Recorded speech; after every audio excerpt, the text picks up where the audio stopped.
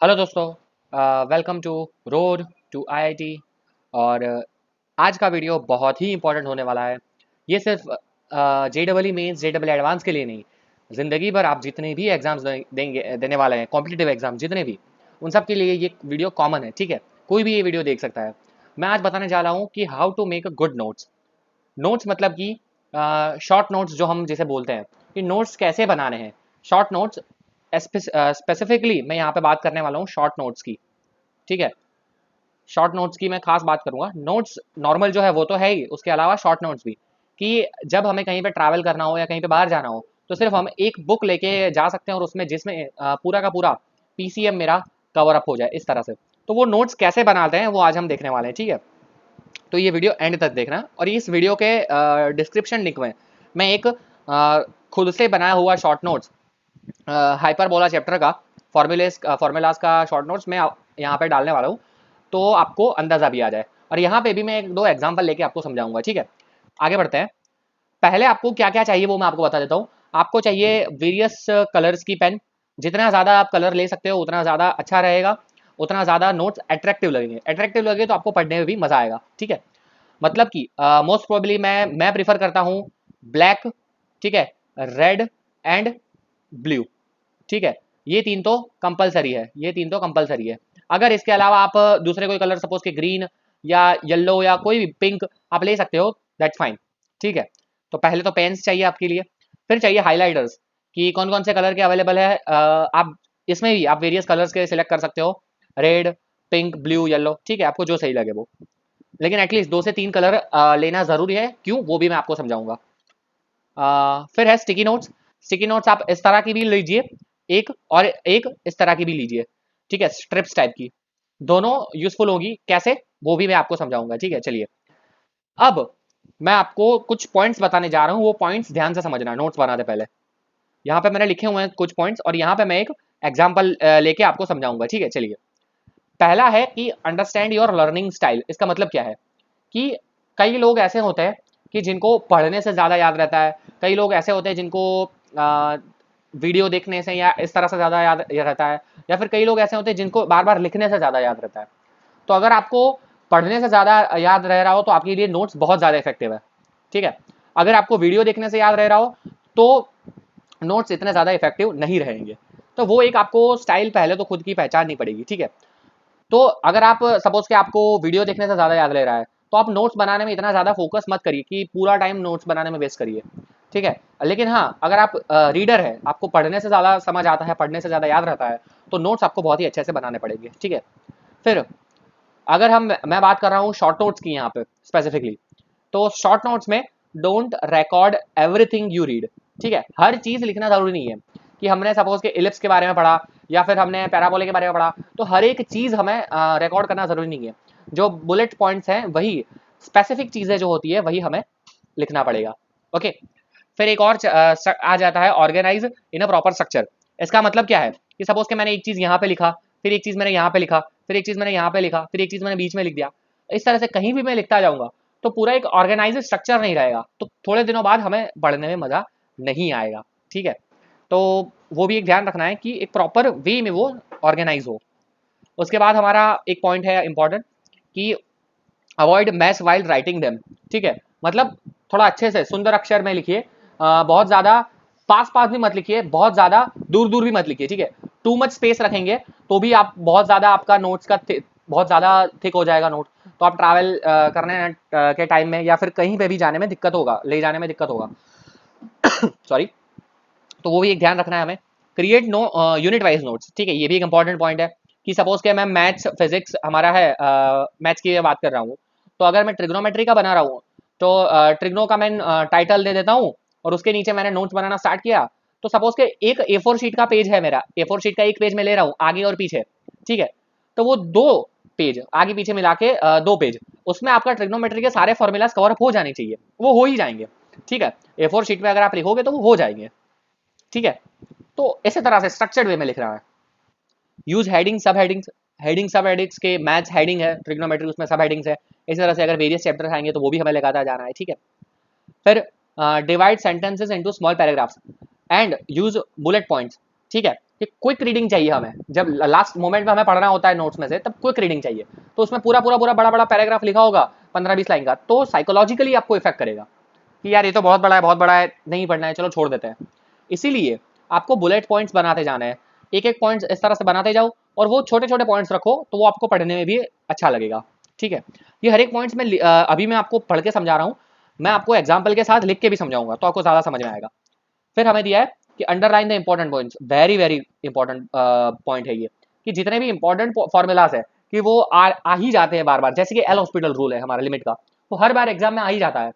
Actually वो हमें सबको पता है, लेकिन फिर भी वो बहुत इंपॉर्टेंट है, तो उसको आप हाईलाइट करो। फिर है horizontal lines to divide the sections. किस तरह से बोल रहा है, सपोज कि ये मेरा पूरा एक पेज है, ठीक है, लेट्स अज्यूम कि ये मेरा पेज है, तो अब मैं इसको क्या कर सकता हूँ, मैं इसको हॉरिजॉन्टल लाइन में डिवाइड कर सकता हूँ इस तरह से। ठीक है, मैंने इस तरह से ये हॉरिजॉन्टल लाइन ले ली, फिर इस तरह से वर्टिकल लाइन ले ली, मैंने हॉरिजॉन्टल लाइन ले ली। ठीक है, आप जिस तरह से चाहो आप उस तरह से डिवाइड कर सकते हो, मैं तो सिर्फ ये लाइन ड्रॉ करके समझा रहा हूँ। ठीक है, नॉट नेसेसरी कि आप इस तरह से डिवाइड करो, जिस तरह से आपको योग्य लगे आप उस तरह से कर सकते हो। फिर आता है हमारा use horizontal lines to divide the sections, आ गया। हाइलाइटर्स और डिफरेंट कलर्ड पेन्स, यार ये कहाँ इंपॉर्टेंट आ जाता है, मैं आपको बता रहा हूँ। ठीक है, मैं कैसा करता था जब मैं नोट्स बना रहा था मेरी गेट एग्जाम की प्रिपरेशन के लिए, तो मैं कैसे नोट बताता हूँ वो आपको मैं समझा रहा हूँ। सपोज क्या कि कोई एक डेफिनेशन है जो मुझे लिखनी नीडेड है, कि नहीं मुझे लिखनी ही है, तो डेफिनेशन है या बहुत ही बेसिक फॉर्मूला है, ठीक है, तो मैं उसको ब्लैक पेन से लिखता था, या फिर लेट्स अज्यूम कि ब्लू पेन से, ब्लू पेन बहुत नॉर्मल है, तो मैं ब्लू पेन से मैंने लिख लिया। ठीक है, बहुत ही जो बेसिक डेफिनेशन थी वो मैंने ब्लू पेन से लिख दी। अब उसमें कोई भी सपोज के लेट्स से कि वो एल हॉस्पिटल रूल है, ये उसका मैंने डेफिनेशन लिखा है, तो जब एल हॉस्पिटल वर्ड आएगा ना, तो मैं उसको लिखूंगा रेड पेन से। इसका फायदा क्या होगा कि पूरे डेफिनेशन में ये किस चीज की डेफिनेशन है वो मुझे तुरंत पता चल जाएगा यहाँ पे देखने से, क्योंकि रेड कलर है वो डायरेक्ट अट्रैक्ट करेगा। पूरा ब्लू ब्लू से लिखा, यहाँ पे 2-3 पॉइंट्स मैंने रेड, और सपोज के यहाँ पे कहीं पे और 1-2 फॉर्मूलाज ब्लैक से लिखे हैं, तो वो डायरेक्टली हाईलाइट हो ही जाएंगे, इसीलिए डिफरेंट कलर पेन रिक्वायर्ड है। और आप इस तरह से लिख सकते हो कि जो ब्लू पेन है, सपोज के ब्लैक पेन ले लेता हूँ, चलो ब्लैक पेन है मेरे पास, ब्लैक पेन, फिर तो ब्लैक पेन है इंपॉर्टेंट।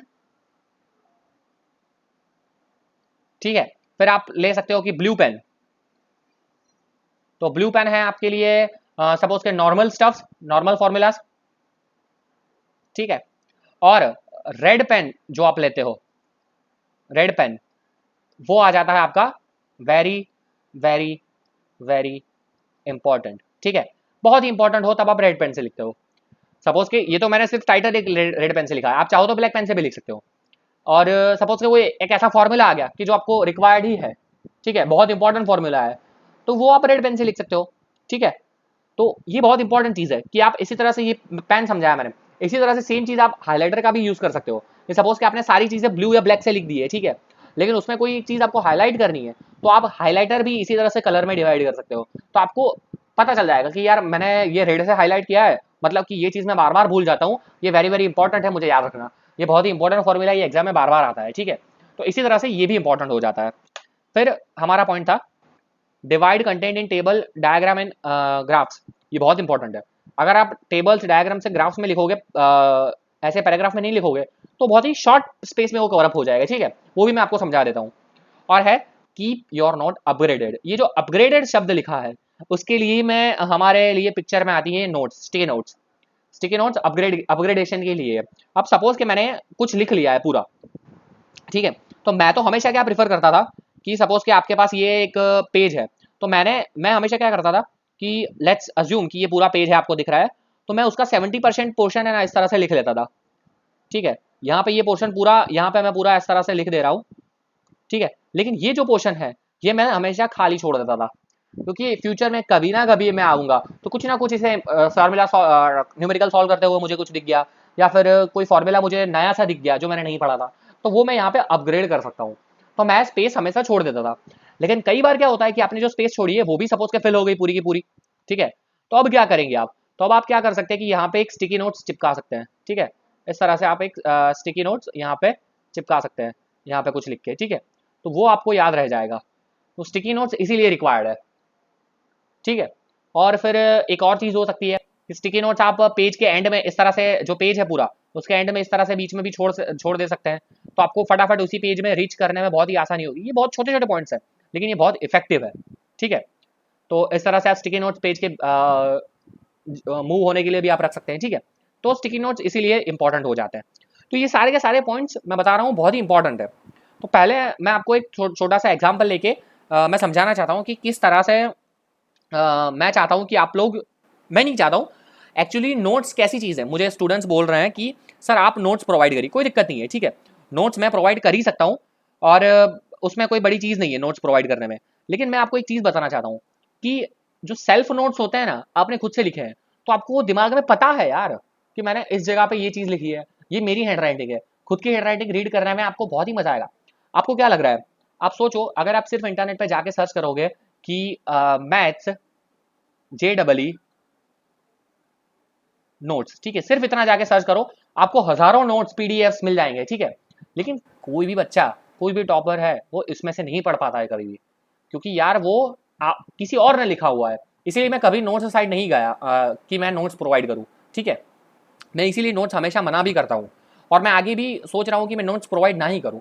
यही एक रीज़न है कि मैं नोट्स प्रोवाइड नहीं करता हूँ, यही एक रीज़न है कि मैं कभी PDF भी प्रोवाइड नहीं करता हूँ। कोई भी मेरा सॉल्व जो मैंने न्यूमेरिकल करवाया है, वो मैंने अब तक करीबन 500 से 1000 न्यूमेरिकल सॉल्व करवा दिए होंगे मेरी चैनल पर, लेकिन मैंने कभी भी PDF प्रोवाइड नहीं है। क्यों? क्योंकि अगर PDF प्रोवाइड करता है तो बच्चा क्या करता है कि क्वेश्चन देखा उसने उसने सॉल्यूशन देखा, पढ़ लिया और नेक्स्ट पेज पे चला गया। लेकिन यार इस तरह से नहीं होता है। आप इस तरह से जाओगे तो आपको समझ में आ जाएगा कि ये है, ये है। लेकिन जब आप पेन उठाते हो तब आपको पता चलता है कि यार यहाँ पे मैंने माइनस की मिस्टेक कर दी, यार मैंने यहाँ पे प्लस की मिस्टेक कर दी। तो वो खुद से सॉल्व करने पे ही समझ में आता है। लेकिन एक बात बोलूँ मैं, मैंने देखा है बहुत सारे बच्चों को, आप लोग ये सुनते हो लेकिन आप कर नहीं पाते हो। ठीक है, आपको ऐसा ही लगता है कि यार ये तो बहुत ही ईजी क्वेश्चन है, लेकिन वो ईजी क्वेश्चन में ही आपकी सिली सिली मिस्टेक्स होती है। और सिली मिस्टेक्स, मान लो मेरी बात, हर बार 15 से 20 मार्क का आपको भुगतना पड़ता है सिर्फ सिली मिस्टेक की वजह से, प्लस माइनस की वजह से। तो इसीलिए खुद से प्रैक्टिस करना बहुत ही ज़रूरी हो जाता है। ठीक है, कोई नहीं, मैं अभी आपको इसी वीडियो में आपको एक छोटा सा एग्जांपल दिखाने वाला हूँ कि किस तरह से आपको नोट्स बनाने चाहिए, और आप अपने हिसाब से ही बनाना है। ठीक है, लेकिन मैं एक दो पेज आपको लिख के थोड़ा समझाना चाहता हूँ कि नहीं इस तरह से बनाओगे तो सही रहेगा। ठीक है, हैंड राइटिंग में मत जाइएगा, आप जितनी हैंड राइटिंग हो सके उतना अच्छे से लिखो। मेरी हैंड राइटिंग थोड़ी ज़्यादा ही खराब है। तो सपोज कि मैं मैथ्स लिख रहा हूँ, तो पहले मैं मैथ्स की बात कर रहा हूँ यहाँ पे, तो मैं यहाँ पे लिख लूँगा मैथ्स। ठीक है, और मैथ्स में मेरा सब सेक्शन है हाइपरबोला, तो मैंने हाइपरबोला लिख लिया सपोज के ब्लैक पेन से। ठीक है, फिर जैसे कि मैंने आपको बताया कि यहाँ पे लाइन ड्रॉ करने की जरूरत नहीं है, आप अपने हिसाब से अज्यूम करके 70% पोर्शन आप यहाँ पे छोड़ सकते हो। मैं इतना पोर्शन तो छोड़ ही देता हूँ, क्योंकि ये अपग्रेडेशन के लिए निकल जाएगा कि जब को आपको नोट्स अपग्रेड करना है। ठीक है, तो यहाँ पे आप अपग्रेड कर सकते हो। यहाँ पे लिखने की जरूरत नहीं, स्पेस इतना ही छोड़ दो तो फ्यूचर में आपको यूज आएगा। ठीक है, ये हाइपरबोला हो गया। अब इसमें सपोज के फर्स्ट फॉर्मूला में जो बेसिक फॉर्मूला है वो मैं लिख रहा हूँ कि x² upon a² minus y² upon b² is equal to 1। ठीक है, ये सबको बताया। यहाँ पे क्या होता है, a ग्रेटर देन b। ठीक है, चलिए, और फिर यहाँ पे इसके अकॉर्डिंगली ये फॉर्मूला में इसमें ही जो जो इंपॉर्टेंट चीज़ है वो मैं लिख सकता हूँ। अब देखो यहाँ पे दो पॉसिबिलिटी अगेन मैं बता रहा हूँ कि यहाँ पे लोग क्या करते हैं कि यहाँ पे मैंने इसका सेंटर लिख लिया, इसके वेटाइसिस लिख लिए, इसकी फोकाई लिख ली, ट्रांसफर्स एक्सिस लिख ली। ठीक है, ये सब मैंने यहाँ पे लिख दिया। फिर इसी तरह से जो नेक्स्ट आएगा मेरा हाइपरबोला, ये तो ए ग्रेटर देन बी वाला हाइपरबोला है।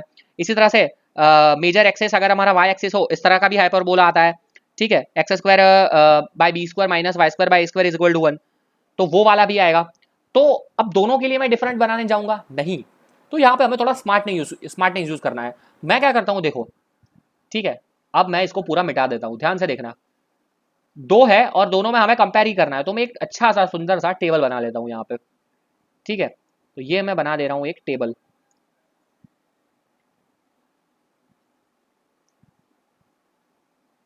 ठीक है,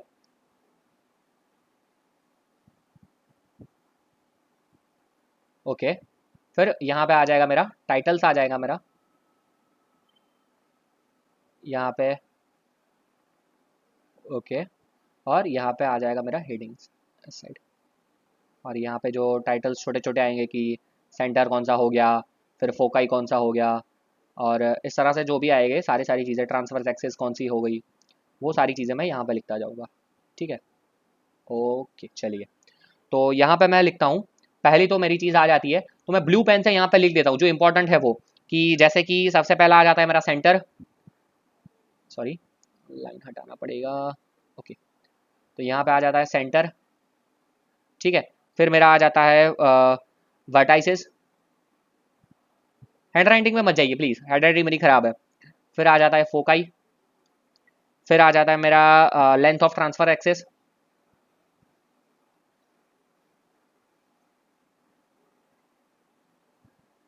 ठीक है। और फिर आ जाता है मेरा इक्वेशन ऑफ ट्रांसफर एक्सेस, ठीक है, इक्वेशन ऑफ ट्रांसवर्स एक्सेस, ठीक है, ओके। अब यहाँ पे दो इक्वेशन है मेरे पास, कि फर्स्ट इक्वेशन है मेरे पास X square by A square minus, okay, इसको मैं डिफरेंट कलर से लिखता हूँ, ठीक है, क्योंकि ये इंपॉर्टेंट चीज़ है, इसी पे हम डिवाइड कर रहे हैं। तो इसको मैं रेड से लिखता हूँ, x square by A square minus y square by b square is equal to 1, ठीक है। तो यहाँ से ऊपर मैं लिख देता हूँ कि यहाँ पे ए ग्रेटर देन बी है, और यहाँ पे मैं लिख देता हूँ x square by b square minus y square by a square is equal to 1, ठीक है। यहाँ पे मैं लिख देता हूँ कि ये है जो ये ऊपर वाला था उसमें भी ए ग्रेटर देन बी था, और इसमें भी ए ग्रेटर देन बी ही है। एक्चुअली ये अबोव द वाई एक्सिस है, वाई एक्सिस मेजर एक्सिस है। आप इस तरह से भी लिख सकते हो, या फिर आप लिख सकते हो x square by square minus y square by b square is equal to -1, वो भी चल जाएगा, कोई दिक्कत नहीं है, ठीक है। दोनों में ए ग्रेटर देन बी है, लेकिन ए यहाँ पे वाई एक्सिस पे है, तो ये मेजर एक्सिस एक्स एक्सिस है, ये मेजर एक्सिस वाई एक्सिस है, इस तरह से। तो सपोज के यहाँ पे जो सेंटर आ जाएगा फर्स्ट वाले में, तो इसमें सेंटर आ जाएगा 0,0, दोनों में सेंटर तो 0,0 ही है, तो मैं उसको लिख सकता हूँ, वो कॉमन चीज़ है बहुत ही, मैं उसको ब्लैक कलर से लिखता हूँ, 0,0 सेंटर आ गया, ठीक है। फिर इसी तरह से वर्टाइसेस आ जाएंगी, सबको पता है प्लस और माइनस a,0, ठीक है, मतलब एक आ जाएगा a,0 और एक आ जाएगा -a,0। फिर फोकाई आ जाती है मेरी प्लस और माइनस e,0, ई मतलब कि इसेंट्रिसिटी है यहाँ पे, ठीक है। Length of transverse axis is equal to 2a,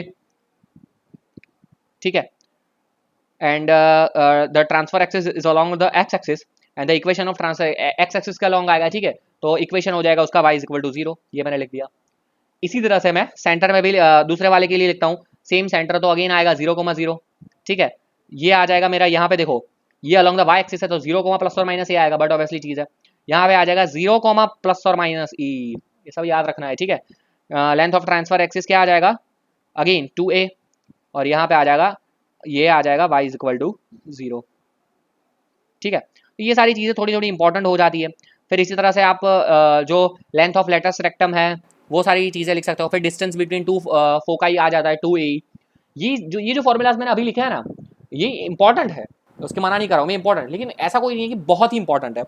तो सपोज के बहुत ही कोई इंपॉर्टेंट फॉर्मूला आ रहा है कि जो बच्चे बार बार भूल जाते हैं, ठीक है। जैसे कि मैं नेक्स्ट पेज लेता हूँ तो आपको थोड़ा ज़्यादा समझ में आएगा। ओके, यहाँ पे मैं लिखता हूँ, लेट्स अज्यूम, कौन सा फॉर्मूला लिखूँ तो आपको ज़्यादा समझ में आए। लेट्स अज्यूम कि इसेंट्रिसिटी का फॉर्मूला लिखता हूँ। एक्चुअली वो इतना भी इंपॉर्टेंट नहीं है, इंपॉर्टेंट तो है ही, लेकिन वो सबको पता होता है, ठीक है। इसेंट्रिसिटी का फॉर्मूला मैं लिखता हूँ यहाँ पे कि b square is equal to a square into e square -1। तो ये बहुत ही इंपॉर्टेंट मुझे लग रहा है, तो मैं इसको क्या कर सकता हूँ, मैं डिफरेंट कलर्स है मेरे पास, येलो कलर है, फिर मेरे पास रेड कलर का हाईलाइटर है, फिर मेरे पास ब्लू कलर का हाईलाइटर है, मेरे पास ग्रीन कलर का हाईलाइटर है। तो मैं कोई भी कलर जो मुझे अच्छा लगता है कि एज पर कि उसकी इंपॉर्टेंस क्या है, ये इंपॉर्टेंट है लेकिन इतना ज़्यादा नहीं है, तो मैं इसको सपोज कि मैंने दे दिया है कि मैं ब्लू कलर से हाईलाइट करूँगा, तो मैंने इसको जस्ट अ सेकंड ब्लू से करता हूँ, तो मैं इसको ब्लू से हाईलाइट कर देता हूँ, ठीक है। ये डिजिटल पैड में लिख रहा हूँ, ये आप सेम चीज़ मतलब हार्ड कॉपी में भी कर सकते हो।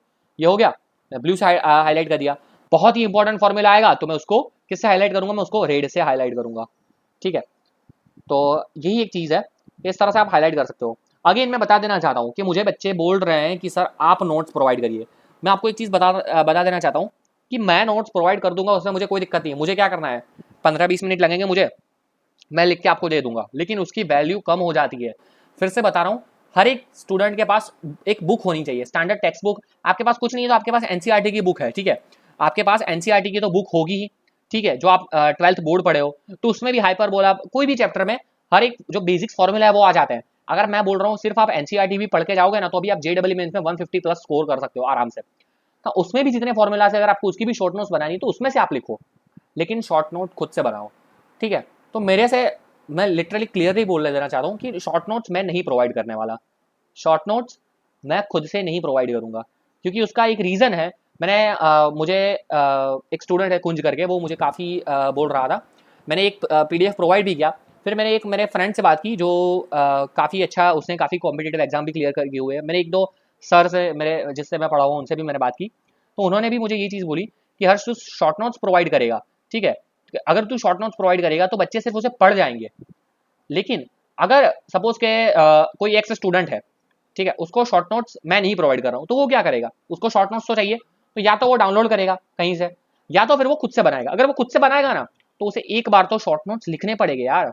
अब सोचो, अगर बंदे को हाइपर बोला के शॉर्ट नोट्स एक बार भी लिखने पड़े, तो उसको एक बार देखा हुआ उतना तो याद आएगा ना, ठीक है, एक बार तो उसकी मेमोरी में जाएगा एटलीस्ट वन टाइम।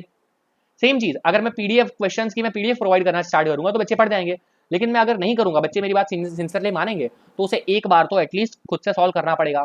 तो वो जो सॉल्व करता है एक बार जो खुद से लिखता है, भाई उसे एडवांटेज प्रोवाइड करता है। तो मैं जिंदगी में कभी भी मेरी चैनल पे शॉर्ट नोट्स या फिर PDF प्रोवाइड नहीं करने वाला।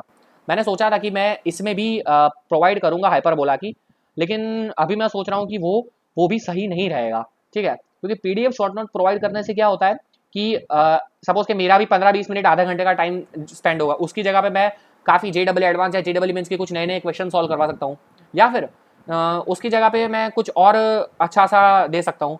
और स्टूडेंट वो लिखेगा भी नहीं ये सारी चीज़ें, वो सिर्फ क्या करेगा, वो सिर्फ पढ़ जाएगा। और पढ़ने से अगर याद रह जाता होता, तो आप इंटरनेट पे जाओ, JEE सिर्फ लिखोगे ना, तो आपको करोड़ों मटेरियल मिल जाएगा। लेकिन कोई भी बंदा वो मटेरियल पढ़ के टॉप मार्क नहीं ला पाता ना, वो बंदा क्लियर भी नहीं कर पाता है, ठीक है। आपको मे भी ये सही ना लग रहा हो, या फिर आपको लग रहा हो कि नहीं सर मुझे हेल्प नहीं कर रहे हैं, लेकिन मैं लिटरली मैं बता रहा हूँ, this is for your help only. यहाँ पे मैं हूँ आपकी हेल्प करने के लिए। आप मुझे बोलो कि सर ये न्यूमेरिकल सॉल्व करवा दो, मैं दूसरे दिन न्यूमेरिकल सॉल्व करवा दूंगा। लेकिन ये चीज़ ऐसी है ना कि अगर मैं आपको शॉर्ट नोट्स या PDF प्रोवाइड करूंगा तो आप नहीं करने वाले हो, ठीक है। एकदम 101% सही बात है। आप सोचो कि बड़े बड़े कोचिंग इंस्टीट्यूट है, तो वो लोग वहाँ पे जाके, बच्चे वहाँ पे क्लास में बैठ के क्यों प्रैक्टिस कर रहे हैं? वो सिर्फ जाके पैसे दे दे, और सर और उन सब अपने खुद से हाथ लिखे हुए एक बार में नोट्स के मैं तो बोल रहा हूँ नोट्स प्रिंट करवा के उसके घर पे भेज दे, उससे फ़ायदा नहीं होगा। नहीं यार, ऐसा नहीं होता है। आपको समझना होता है, आपको खुद से प्रैक्टिस करनी होती है, ठीक है। तो आई होप मेरी बात को आप समझेंगे। कोई भी डाउट है तो आप मुझे अगेन कमेंट तो कर ही सकते हैं। So as always thank you for watching this video. अगर वीडियो पसंद आए तो लाइक कर दीजिए, शेयर कर दीजिए और कमेंट करना ना भूलें। हमारे चैनल पे बहुत सारे वीडियोस अपलोड हो चुके हैं, पढ़िए। अगर आप इतना पढ़ोगे तो मैं गारंटी दे रहा हूँ, जितने भी वीडियोस आप देख लिए मेरे चैनल पे, तो आप 100 में से 50 मार्क तो मैं बोल रहा हूँ गारंटी आप स्कोर कर लोगे, जाओ। क्योंकि फुल कोर्सेज काफ़ी अच्छे अच्छे मैंने करवा दिए। जो फुल कोर्स है उसमें से बाहर तो मेंस में तो आना ही नहीं वाला है। उसके अलावा JEE rank booster question series हो रहा है मेरा, JEE एडवांस का सीरीज स्टार्ट हो गया है। हर एक क्वेश्चन आपको कुछ ना कुछ जिंदगी में सिखा रहा है, ठीक है। तो आपको पढ़ना है, पढ़ना है, पढ़ना है, और खुद से प्रैक्टिस करना है। पेन उठाओ, खुद से क्वेश्चन करो, सॉल्व करो, गलती होगी तभी आपको पता चलेगा, ठीक है। सो और कोई भी डाउट हो तो आप हमें हमेशा यहाँ पे road2iitwire@gmail.com पे ईमेल तो कर ही सकते हैं। सो चलिए मिलते हैं नेक्स्ट लेक्चर में, तब तक के लिए धन्यवाद।